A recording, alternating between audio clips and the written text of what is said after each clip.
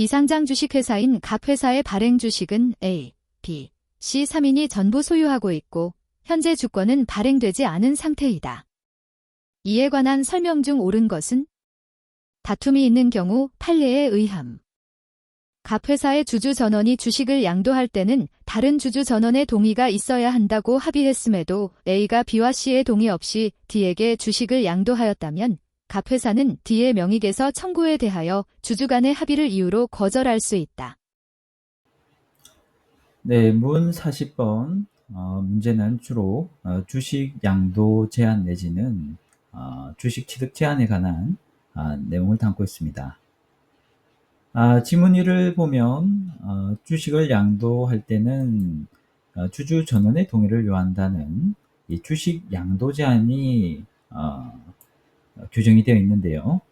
이 규정은 정관상의 규정에 의한 것이 아니라 주주 간의 합의에 의한 것입니다.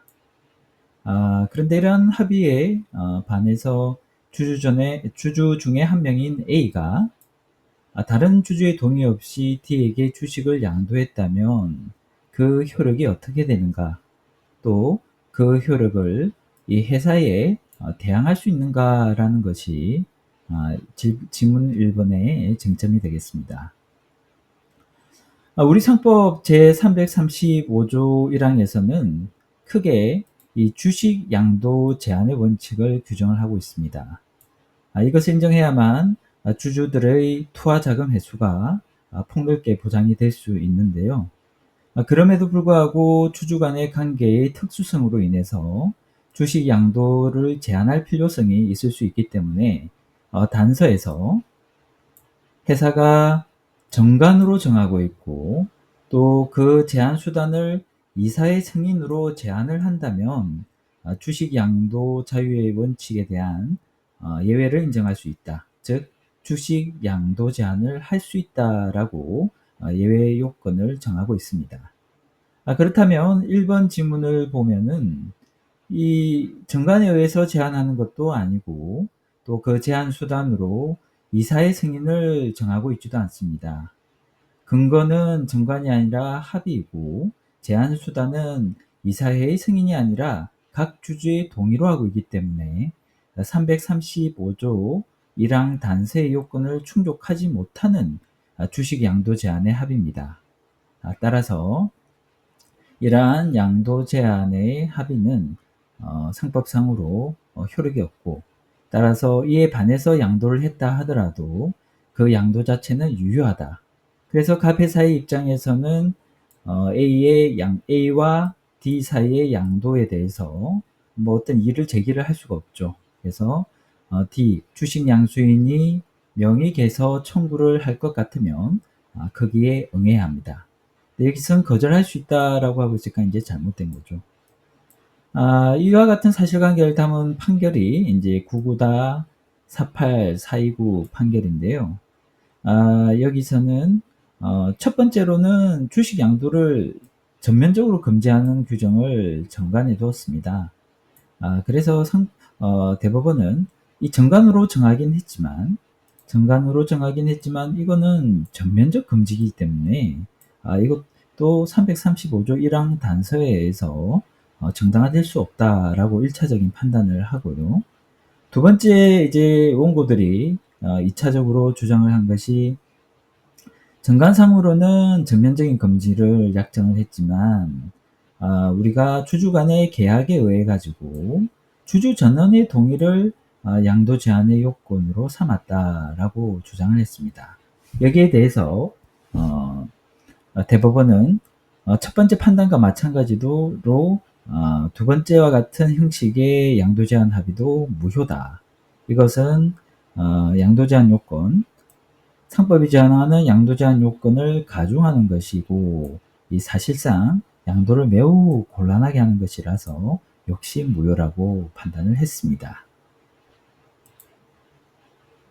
갑회사가 주주총회의 결의 없이 중요한 영업의 일부를 다른 회사에게 양도한 경우 A는 이러한 영업양도 계약의 무효 확인을 직접 구할 수는 없다. 네, 두 번째 질문은 회사가 주주들의 의사인 주주총회 결의를 거치지 않고 무단하게 영업 양도를 했을 때 주주가 이에 대해서 직접 효력을 다툴 수 있느냐라는 문제입니다. 374조 1항 1호를 보면은 이 중요한 영업 일부의 양도 또는 영업 정보의 양도는 주주총회의 특별 결의를 반드시 거치도록 하고 있습니다. 근데 회사가 이를 무시하고 양도를 해버리면 어떡하냐? 이 부분에 대해서 주주회의가 참지 못하고 직접 계약의 무효 확인을 구한 사례입니다. 여기에 대해서 대법원은 주주의 물론 답답한 마음은 있겠지만 주주가 계약 무효 확인을 구하려면 확인의 이익이 있어야 되고 이것은 무효라고 해서 그 주주에 의해 어떤 법률 관계, 법률적인 영향이 있어야 되는데 이건 어디까지나 영업 양도는 회사의 재산 처리 문제다. 그래서 주주라는 것은 회사의 영업에 간접적으로만 영향을 미칠 수 있다. 결국 자기 재산이 아니라는 거죠. 그 때문에 확인의 이익을 가지지 못한다라고 하고 있습니다. 그래서 새로 대표이사가 뽑혀서 그 회사가 과거에 행한 영업양도의 무효 확인을 구하는 것은 가능하겠지만 이 주식의 소유자로서 간접적으로만 재산을 지배하고 있는 주주 입장에서 회사가 직접 행한 법률 관계에 대한 유무효를 확인을 구할 수 없다라고 이해를 할 수 있겠습니다. A가 갑 회사의 발행 주식 총수의 96%를 보유하고 있다면 A는 B에게만 주식의 강제 매도를 청구할 수 있다. 네, 3번 질문은 지배주주의 매도 청구권 또는 강학상으로는 이 소수주주 축출권이라고도 이야기를 합니다. 지배주주가 회사의 대부분 주식을 차지를 하고 있어서 소수주주를 계속 두는 경우 경영상 여러 가지 비효율이 야기될 수 있는 경우 적정한 매도 대가를 지불을 하고 소수주주를 회사로부터 내보내는 제도가 지배주주의 매도 청구권, 소수주주 축출권입니다. 좀 더 의미를 분명하게 하기 위해서 강제 매도권이라는 표현을 쓰기도 합니다. 그래서 상법 제360조 24를 보면은 이런 매도 청구권, 강제 매도권을 행사할 수 있는 사람은 95% 이상의 지분을 가진 주주이다라고 정하고 있고요. 이 경우에는 결국 다른 주주들은 많아봐야 5%겠죠. 그런 다른 주주들에게 당신이 가지고 있는 주식을 팔아 넘기시오라고 이야기를 할 수 있고 그런 매도의 청구는 형성권으로서 강제적인 힘이 있다. 해서 이 청구를 하는 순간 소수주주들은 자기가 가지고 있는 주식을 매도해야 하는 의무를 부담하게 된다라고 이 제도를 이해할 수 있겠습니다. 이 취지 자체가 지배주주가 결국은 외부 투자자에게 개방했던 회사를 다시 프라이빗하게 폐쇄회사 구조로 가져가고 싶다는 그런 의사를 존중해서 이를 지원하기 위해 둔 제도이기 때문에 소수주주면 다 강제 매도의 대상이 될 수 있는 것이지 지문의 경우처럼 비의견만 할 수 있다. 이렇게 제한을 둘 이유가 없습니다. 결국 3번 지문도 360조의 24에 따를 때 잘못된 지문이다라고 판단할 수 있겠습니다. 갑 회사가 특정 목적 없이 이사회의 결의만으로 A와 C가 모르게 B의 주식만을 취득하여 이 주식을 이에게 매도한 경우 이가 선의로 갑 회사의 주식을 취득하였다면 이는 그 주식의 소유자가 된다. 네, 4번 문제는 자기 주식 취득 규제에 관한 내용입니다. 이 자기 주식 취득을 할 경우에는 이제 두 가지를 주의해야 되는데요. 첫째는 이 배당 가능 이익을 가지고 자기 주식을 취득해야 한다. 이것이 341조 1항 단서의 내용입니다. 다소 좀 복잡한 표현으로 적혀 있는데 여기서 표현한 대로 금액을 계산하면 그것이 이제 배당 가능 이익이 되고, 두 번째는 주주평등 원칙을 준수해야 된다는 것입니다. 자기 주식 취득은 그 실행에 있어서는 주주와 회사 간의 매매 계약에 의하기 때문에 누구와는 매매 계약을 하고 누구와는 하지 않아서 매매 계약을 한 사람이 더 비싼 값으로 잘 팔았다는 이야기가 나온다면 이제 그건 주주평등 원칙을 이제 위반하게 되는 겁니다. 그래서 상법에서는 주주평등 원칙을 준수할 수 있도록 이 자기 주식 취득 과정에서 세 가지 방법으로만 취득을 할 수 있다. 그래서 법에 나와 있는 것이, 첫째는 이제 거래소에서 취득하는 방법. 우리가 아는 이제 증권시장, 코스피나 코스닥 같은 시장이죠. 결국은 이제 상장회사의 주식은 이런 공공에게 열려있는 거래소에서 산다면은 누구나 자기 주식을 취득하는 데 있어서 참여할 수 있는 기회를 제공받는 것이기 때문에 주주평등 원칙을 준수한다라고 판단을 하는 겁니다. 그러면 상장 주식이 아니라서 이런 거래소에서 거래될 수 없는 주식은 어떻게 하느냐? 그 부분에 대해서는 이 341조 2항 2호가 이 대통령 명의 위임을 하고 있는데요. 이 대통령령으로 가보면 첫 번째, 그러니까는 전체적으로는 두 번째 방법으로 해서 이 모든 주주에게 다소 수고스럽지만 일일이 다 통지를 하든지 공고를 해서 자기 주식 취득에 참여할 수 있는 기회를 제공해라 라고 규정이 되어 있습니다. 다른 한 가지 방법은 자본시장법에 규정이 되어 있는 건데요. 이 공개 매수라는 겁니다. 언론을 통해서 한 번씩 이렇게 들어보셨을 걸로 생각이 되는데요. 이 공개 매수라는 것은 증권시장을 통하지 않고 은밀하게 회사의 주식을 조금씩 사가는 방법으로 다른 회사의 지배권을 가져가는 것, 적대적 M&A라고도 하죠. 예, 그런 방법의 하나인데, 이 요건을 보면 이 모든 주주에게 이 공개 매수에 참여할 수 있는 기회를 제공하고 있습니다. 그래서 이 프레임이 주주들이 모두 어떤 매매 계약에 참여할 수 있는 틀을 제공하기 때문에 이런 공개 매수의 방법에 의해서 자기 주식을 취득하면 괜찮다라고 상법 시행령에서는 규정을 하고 있는 겁니다. 근데 우리 지문 같은 경우에 보면 지금 B의 주식만을 취득하고 A와 C가 알고 있으면 모르겠는데 이 사람들에게 기회가 제공된다면 B의 주식을 취득하더라도 문제가 없겠지만 A와 C에게 아예 기회가 제공되지 않았기 때문에 결국 이것은 문제가 있는 무효인 자기 주식 취득이 될 것입니다. 또 이제 이사의 결의만 받았다고 하는데요. 보통은 주주총회의 결의에 의해야 되죠.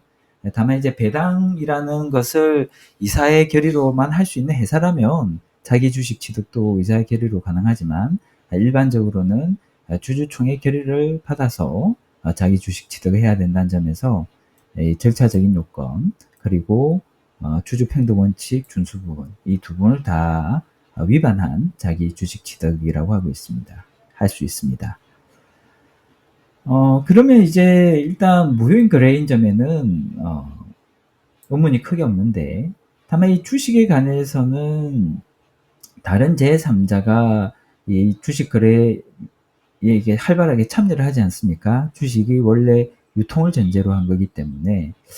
그러면 다른 완전히 잘 모르는 3자가 이 주식을 선의로 취득하면 이 선의 취득에 적용을 받을 수 있지 않을까, 이제 그런 생각을 할 수 있는데요. 이 관련되는 상법 359조를 자세히 보면 주식을 선의 취득한다는 것이 아니라 주권을 선의 취득한다라고 되어 있습니다. 이 선의 취득 제도라는 것 자체가 태생적으로 동산이나 유가증권처럼 이 눈에 보이는 것들의 어떤 이 점유를 보호하기 위해서, 이 점유로 생기는 권리위반을 보호하기 위해서 두는 제도이기 때문에 현재 주권이 발행되지 않은 이 각 회사의 발행 주식에 대해서는 선의 취득도 적용이 될 수 없습니다. 그래서 선의로 이가 주식을 취득했다 하더라도 적법한 소유자가 될 수 없다. 그래서 4번 지문도 틀린 내용이다라고 할 수 있겠습니다. 만일 갑 회사가 주권을 발행하여 A가 F로부터 금전을 차입하면서 보유 주식 일부를 F에게 등록지를 설정한 경우 F는 계속하여 주권을 점유하지 않아도 그 질권으로서 제3자에게 대항할 수 있다. 네, 5번은 주식의 담보 제공에 관한 내용입니다. 주식의 담보 제공은 주로 이제 질권 방법에 의합니다. 왜냐하면 이 주식에 대해서 이제 주권이 발행이 되기 때문에 이 주권과 같은 유가 증권에 대해서는 질권 설정이 상당히 간편하고 용이한 제도가 될 수 있기 때문입니다. 그래서 주식에 대해서 질권 설정하는 방법에 관해서 상법 338조와 340조에서 두 가지 방법을 정하고 있는데요. 하나는 주식의 약식질, 즉 338조에는 입질이라고만 돼 있지만 저희가 강학상 표현으로는 이 약식질이라고 해서 약식으로 하는 질권 설정이다. 그래서 이 경우에는 주권을 질권자에게 넘겨주기만 하면 질권 설정이 이루어집니다. 그리고 그 다음에 이제 등록질이라는 방법이 있는데요. 이 등록질은 주권을 질권자에게 넘겨주는 방법을 당연한 전제로 하고 거기에 대해서 추가적으로 주주명부에 질권자의 성명과 주소를 기재하도록 하고 있습니다. 이 주주명부에 기재한다는 것이 굉장히 등록질의 중요한 효력 요건이라고 할 수 있겠습니다. 그리고 본문에는 주권에도 질권자의 성명을 적어라라고 이야기를 하고 있는데 다만 저희가 해석을 할 때에는 이 주권에 기재를 하지 않았다 하더라도 주주명부에만 기재를 하면 등록질은 성립한다고 일반적으로 해석을 하고 있습니다. 그래서 정리하면 약식질은 주권의 점유를 넘겨주는 방법으로 등록질은 주권의 점유를 넘겨주는 것 외에도 이 주주명부에다가 질권자의 성명과 주소를 적는 방법에 의한다라고 이해를 하면 되겠습니다.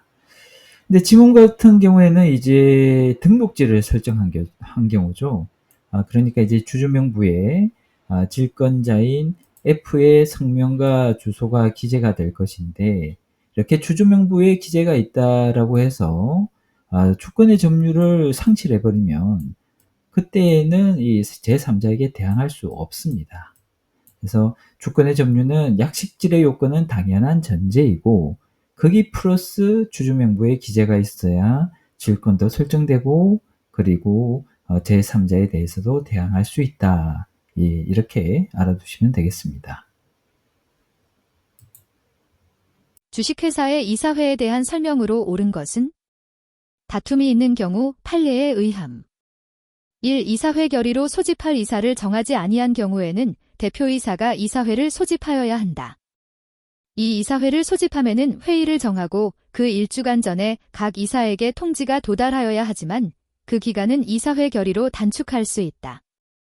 3. 이사회는 이사 과반수의 동의가 있는 때에는 소집 절차 없이 언제든지 회의할 수 있다. 네, 42번은 이사에 관한 문제인데요. 1번과 3번까지는 이사의 소집 절차에 관한 내용입니다. 이사의 결의로 소집할 이사를 정하지 않으면 대표이사가 이사회를 소집한다라고 되어 있는데 일단 이사회라는 것은 이 회의체 기관으로서 모든 이사가 동등한 입장에서 소집과 참여를 할 수 있는 그런 기관입니다. 그래서 원칙적으로 이사의 소집권은 대표이사가 아니라 각 이사가 가지고 있는 것이고 이들이 합의를 해서 소집 권한을 가진 이사, 소집 권한을 위임을 하면 그게 어떤 특정의 이사든 대표이사가 되든 어느 위임이 가능한 그런 구조로 되어 있습니다. 근데 지문 1번에서는 대표이사가 원칙적인 소집 권한이 있는 것처럼 되어 있기 때문에 이제 틀린 지문이 되겠습니다. 이번 같은 경우에는 1주간 전에 그 소집 통지를 해야 된다. 그리고 이사 결의로 그 기한 단축할 수 있다라고 되어 있는데요.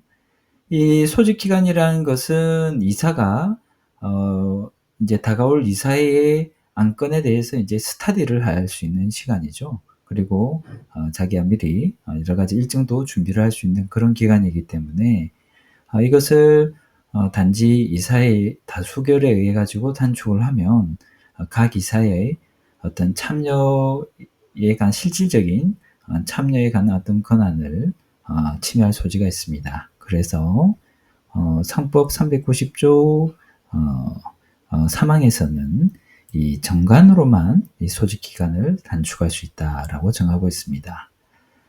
그리고 이제 소집 절차를 아예 없이 하는 경우, 아주 급한 경우겠죠. 아주 급한 경우, 이런 경우도 이 각 이사의 참여권이 존중되어야 되기 때문에 가반수로 이렇게 몰아붙일 일은 아니고 이사 그리고 감사의 전원의 동의가 있을 때 소집 절차 없이 이사회를 열 수 있도록 하고 있습니다. 여기서 감사가 나오고 있는데요. 상법에서는 이 감사도 이사회에 참여해서 의견 진술을 할 수 있는 기회를 부여하고 있기 때문에 이 참석권자로서의 감사에게도 이 소집 절차 생략에 관한 동의권을 부여하고 있습니다. 4. 이사가 3명인 회사에서 회사의 경영에 관한 모든 사항을 다른 이사에게 위임하고 필요시 이사회 회의록에 날인만 하여주는 이사에게 소집 통지를 흥결한 경우에는 그 이사회 결의는 효력이 없다. 5. 회사의 중요한 자산을 처분하는 경우에는 이사회가 대표이사에게 그 처분에 관한 사항을 일임할 수 없고 이사회 규정상 이사회 부의 사항으로 정해져 있지 않더라도 반드시 이사회 결의를 거쳐야 한다. 네, 지문 4번부터 5번까지는 이제 구체적인 판례의 내용을 다루고 있는데요. 4번의 판례는 이러한 내용입니다. 이 이사 3명이 있는데 그 중에 이사 1명은 이 이사의 회의록에 날인만 해주는 이사이다. 그렇다면 이 사람에게 꼭 소집 통지를 하여야만 하는가라는 문제입니다. 일단 저희 판례에서는 날인만 해주고 있는 이런 이사라면은 그 사람이 참여를 하든 하지 않던 결과에 영향이 없으니까 소집 통지 없이 해도 그 이사회가 유효하다라고 판단을 하고 있습니다. 아무래도 이런 부분은 이제 절차를 중시하는 분들은 또 다른 결론을 내릴 수가 있겠죠. 그래서 판례 그 자체에 이런 내용이 있다라는 정도만 알아두시면 되겠습니다. 그리고 5번 판례 같은 경우에는 우리 상법 393조에서 이 중요한 자산의 처분에 관해서는 이사의 결의를 받아야 될 사항이다라고 이제 근한 사항으로 했는데요. 근한 사항으로 하더라도 이것을 대표이사에게 위임할 수 있지는 않느냐, 이제 그런 문제가 있을 수가 있습니다. 결국 이런 문제들은 가령 이제 393조의 다른 조항을 보면 뭐 지점의 설치 폐지, 지배인의 선임 해임 이런 것은 왠지 대표이사가 알아서 해도 될 것 같다는 느낌이 들지 않습니까? 그래서 이사의 권한이라고 해서 위임하지 말라고 한 것은 아니기 때문에 어디까지는 위임해도 되고 어디까지는 위임하지 않아도 되느냐라는 판단의 문제가 생길 수가 있습니다. 일단 판례에서는 이 중요한 자산의 처분 정도가 되면 이건 대표이사의 독단에 맡길 것이 아니라 이게 꼭 이사의 규정이라든지 뭐 부의사항으로 정해지지 있지 않다 하더라도 이 대표이사한테 이름하지 말고 이 반드시 이사의 결의를 거쳐라라고 판단을 하고 있습니다.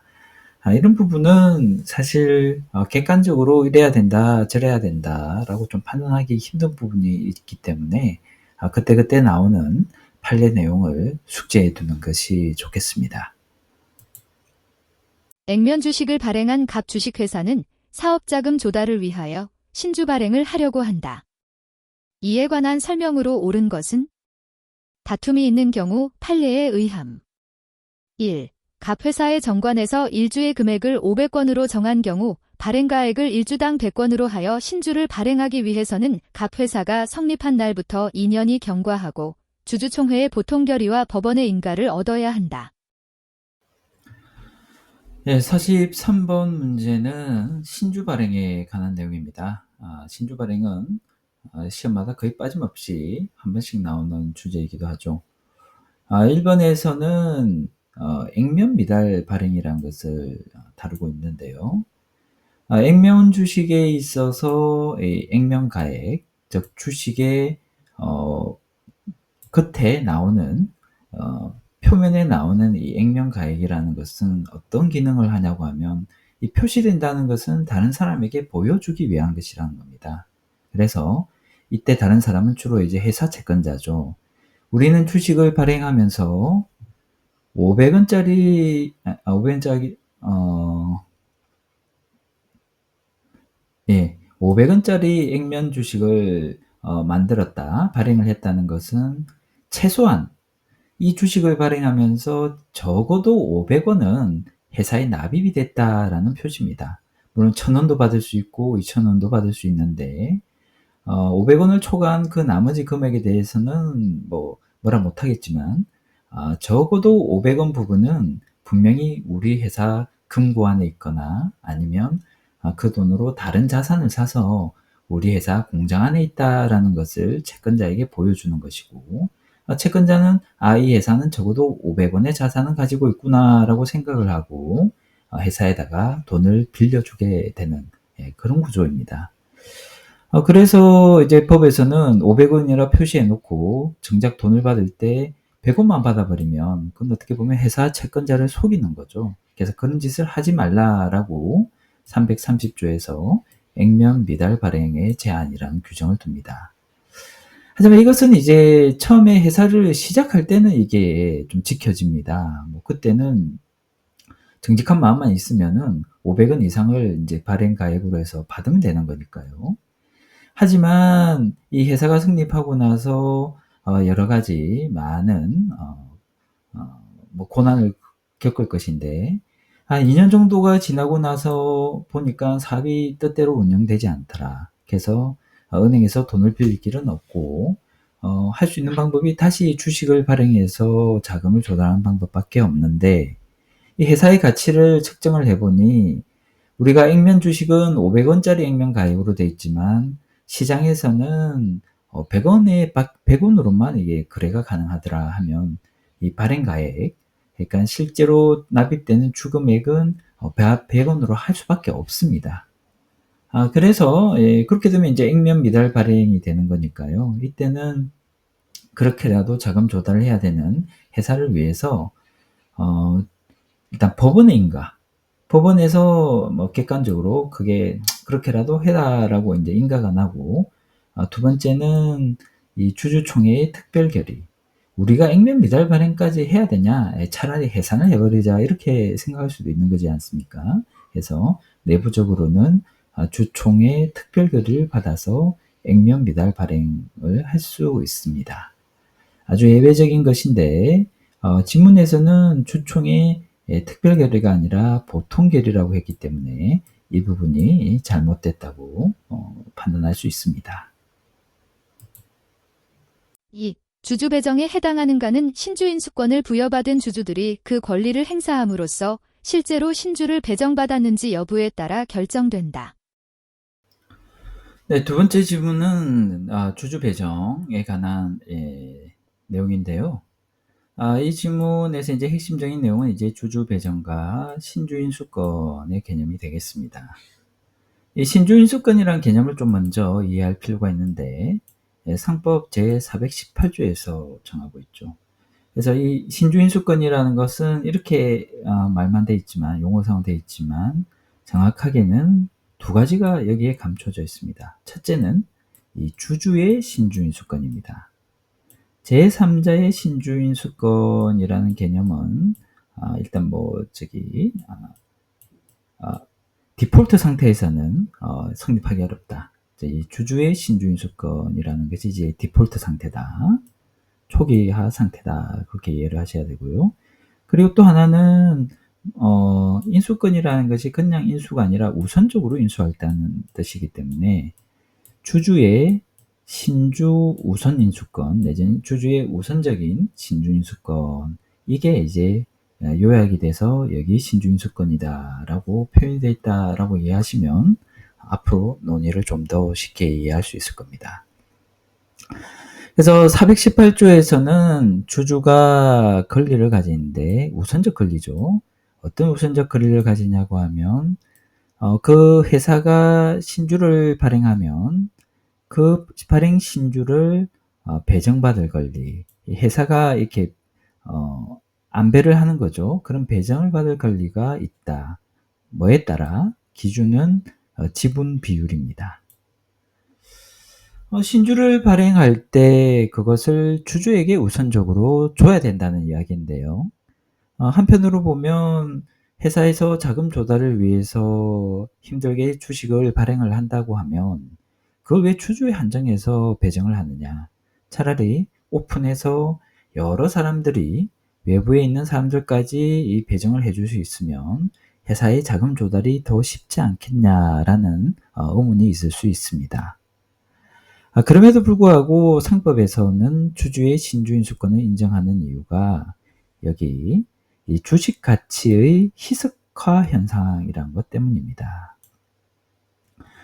신주를 발행할 때는 이 자금 조달의 필요성 때문에 시장에서 유통되는 가격이나 어떤 거래 사례 가격보다도 조금 싸게 이렇게 싼 가격으로 발행이 돼야 됩니다. 그래야지 이제 사람들이 유통되고 있는 주식을 사는 게 아니라 이제 새로운 신주를 사려고 모여들 테니까요. 근데 이렇게 사람들이 싼 가격으로 신주를 사버리면 기존에 있던 주식 가격하고 이 싼 가격이 서로 합쳐져서 결과적으로는 평균 가격이 여기 어디 이제 중간 지점에 와 버리죠. 그러면 싸게 산 사람은 싸게 샀는데 최종적인 주식 가치가 이렇게 올라가니까 이득을 보겠지만 기존의 주주들은 가만히 앉아서 이 A만큼 주식 가치가 날아가 버리는 손실을 받게 됩니다. 이것은 이제 부의 이전 현상, 부웰스라는 말이 있죠. 이게 기존 주주에서 새로운 주주에게 넘어간다라고 이야기를 하는데 이런 히스카 현상으로 인한 부의 이전 현상은 봐도 이제 정의롭지 못한 거죠. 재산권 침해가 기존 주주에게 일어나는 겁니다. 그래서 이에 대한 해결책을 회사법에서는 어떻게 구하느냐 하면 지금 기존 주주로부터 새로운 주주에게로 부의 이전이 일어나니까 그러면 기존 주주하고 새로운 주주가 동일인이라면 괜찮지 않겠냐. 그러면 기존 주식에서 손실이 나더라도 동일인인 주주인 한 새로운 주식에서 또 가치 상승이 일어나잖아요. 어떻게 보면 연가 매수에 의한 이익이죠. 이런 이익이 서로 상쇄되니까 기존 주주들은 전체적으로 손실이 없는 기존의 상태가 그대로 유지될 수 있다라는 이제 아이디어가 생긴 겁니다. 그래서 이것을 이 새로운 신주를 살 수 있는 권리를 기존 주주에게 먼저 부여를 하자라고 한 것이 주주의 신주인수권 원칙이 되는 것이고요. 이걸 그대로 지켜서 이 배정을 하는 것, 이 원칙을 그대로 지켜서 배정하는 것을 주주 배정이라고 이야기를 합니다. 그러니까 주주 배정을 하지 않으면 일단은 부조리한 현상이 생길 수 있는 거죠.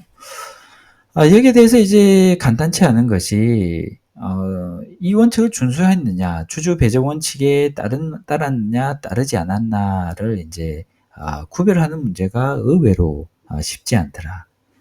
왜냐하면 우리가 시나리오를 짠 것처럼 기존 주주가 새로운 주식을 사주면은 기존 주식의 손실과 새로운 신주로 인한 연간 매수이익이 서로 상쇄되면서 기존 주주의 경제적 상태가 그대로 유지가 될 수가 있는데 기존 주주가 사지 않겠다. 그 회사가 이제 더 이상 마음에 안 든다. 내지는 돈이 없어서 못 사겠다라고 하는 경우에는 그럼 주주 배정 원칙이 아닌 것이냐라는 이제 의문이 생기게 되는 겁니다.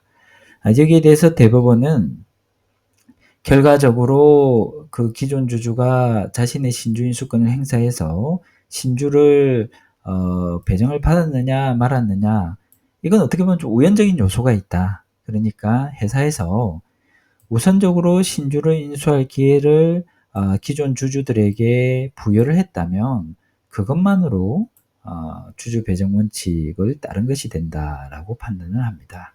그래서 이번 지문 같은 경우에는 반대 내용을 담고 있죠. 기회 부여가 아니라 실제로 받았기까지 해야 된다라고 하고 있기 때문에 이번은 잘못된 지문이라고 할 수 있습니다.